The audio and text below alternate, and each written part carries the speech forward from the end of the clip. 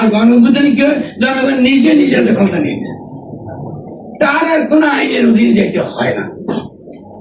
গণঅভ্যুত্থান মানে জনগণ যখন নিজের ক্ষমতা নিজের হাতে তুলে নিয়েছে, তার যখন আর কোনো প্রতিনিধিত্বের প্রয়োজন পড়ে না, এটাকে বলে গণঅভ্যুত্থান।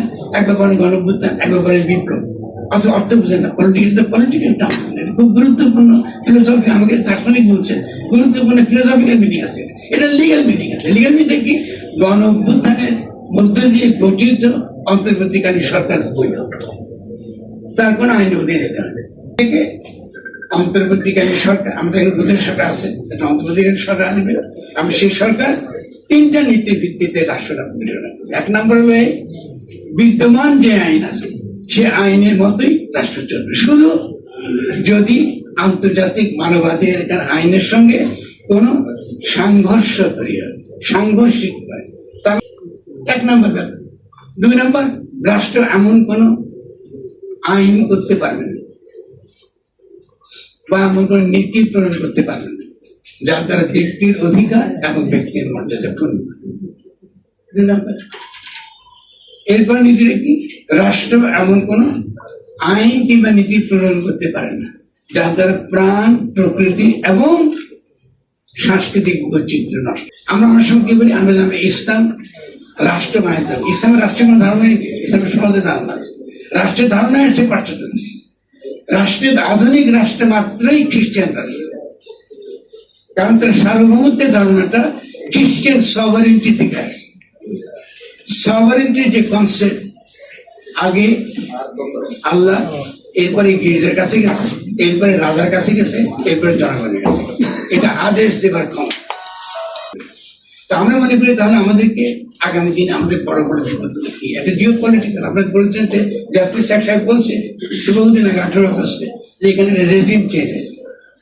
তো রেজিম চেঞ্জ হলে মার্কিন যুক্তরাষ্ট্রের নেতৃত্বে এখানে একটা সরকার বদল হয়েছে। নির্বাচন কখনোই গণতন্ত্রের সঙ্গে কোনো সম্পর্ক। এই ভুলটা মাথার মধ্যে, এই যে ভুল যে নির্বাচন মানেই গণতন্ত্র, এটা মারাত্মক। গণতন্ত্র মানেই হচ্ছে জনগণের সামষ্টিক অভিপ্রায় বাস্তবায়িত করা, সামষ্টিক অভিপ্রায় প্রথম। এটাকে আরেক নাম আছে, তাই এটাকে বলে গণ সার্বভৌম।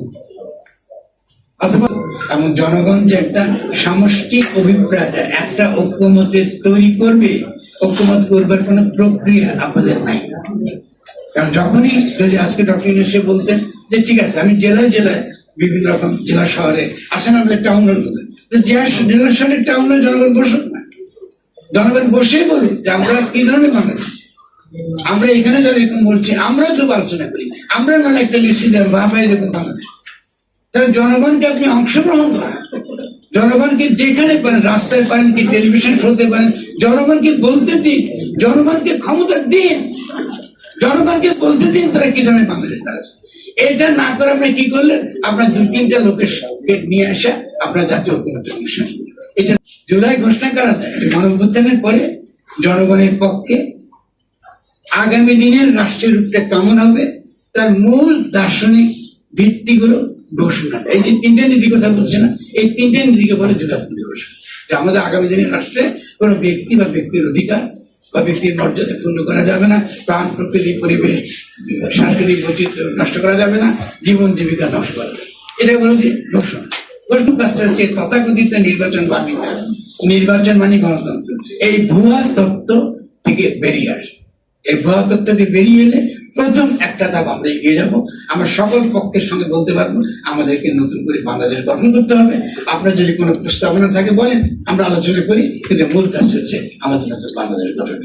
এর মধ্যে দিয়ে আমরা সামষ্টিক অভিপ্রায়, জনগণের সামষ্টিক অভিপ্রায়, তার যে রূপ, তার যে বাস্তবায়ন, এটাকে গণতন্ত্র বলে। আমাদের সবাই গণতন্ত্র।